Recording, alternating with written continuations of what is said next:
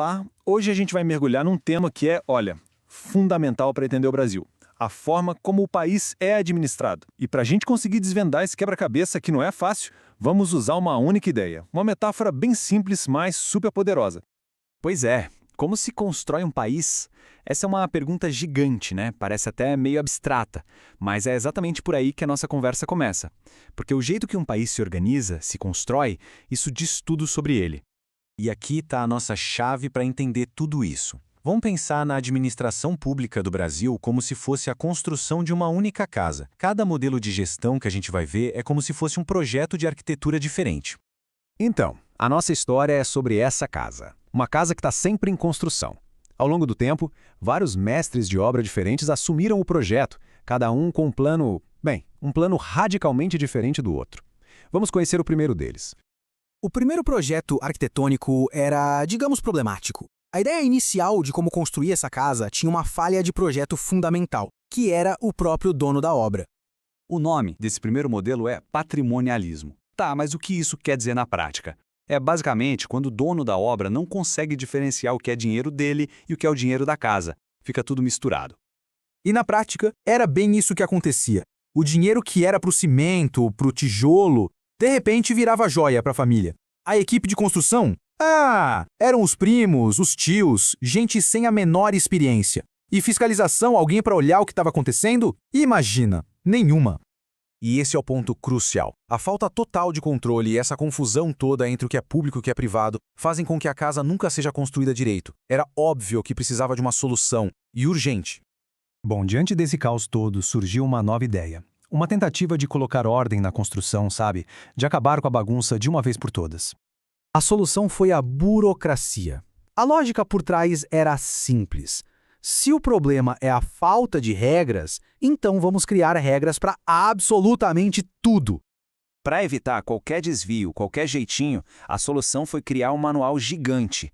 Cada passo, por menor que fosse, tipo martelar um prego, agora precisava seguir o manual e ser documentado num formulário. O foco mudou completamente. Saiu da vontade do dono e foi para o processo. E aí a gente chega num dilema, né? Porque, por um lado, o plano funcionou. Acabou o desvio de material. Com tanto controle, ninguém mais pegava nada. Só que, qual foi o preço disso? A obra praticamente parou. A rigidez foi tanta que engessou o processo todo. Ficou tudo lento demais. A lentidão da burocracia ficou insuportável. A casa simplesmente não saía do chão. Então era a hora de um novo modelo com uma filosofia importada direto do mundo dos negócios. E aqui, bem-vindos ao gerencialismo. A inspiração veio toda do mundo corporativo. A nova ordem era: esqueçam aquele manual de 500 páginas. O que importa agora é entregar a casa pronta. E rápido, foco no resultado. Então a gestão da obra muda de novo. Entra em cena um gerente focado em metas, em performance. A obra é dividida, terceirizada para especialistas em cada área e tudo é medido o tempo todo. Parece a solução perfeita, não é mesmo? Só que aí aparece um novo problema. Com cada empreiteiro focado só na sua parte, um faz a parede, outro cuida do telhado, outro da fiação, ninguém olhava para a casa como um todo.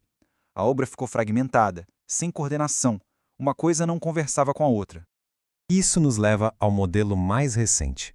É uma tentativa de resolver essa fragmentação e de pensar na casa de uma forma muito mais ampla, olhando não só para a construção em si, mas para quem vai morar nela. O nome disso é governança pública. A grande virada de chave aqui é a ideia de colaboração. A casa não é só do dono, nem só dos construtores. A ideia é que ela pertence à comunidade e, por isso, precisa servir a todo mundo. Então, a equipe de construção se expande. Agora, os futuros moradores têm voz, os gestores públicos participam do planejamento, os diferentes construtores finalmente começam a conversar entre si, os vizinhos também. A ideia é alinhar todos os interesses para um resultado que sirva à coletividade. E este ponto aqui é talvez o mais importante para entender a realidade brasileira. A nossa casa não demoliu os projetos antigos para começar um novo do zero. Na verdade, ela é uma mistura de tudo isso. É o que se chama de hibridismo. Então, a grande lição da nossa análise é essa. A administração pública no Brasil hoje convive com a rigidez da burocracia, com a busca por resultados do gerencialismo e, infelizmente, com práticas patrimonialistas que ainda persistem. Tudo isso ao mesmo tempo em que se tenta implementar a colaboração da governança. E olha só, a gente termina voltando para aquela mesma pergunta do começo, mas agora com um outro olhar, né? Sabendo que a nossa casa é essa mistura toda, essa coisa complexa. O grande desafio que fica no ar é: e agora? Qual é o próximo passo para fazer com que essa construção sirva de verdade a todo mundo?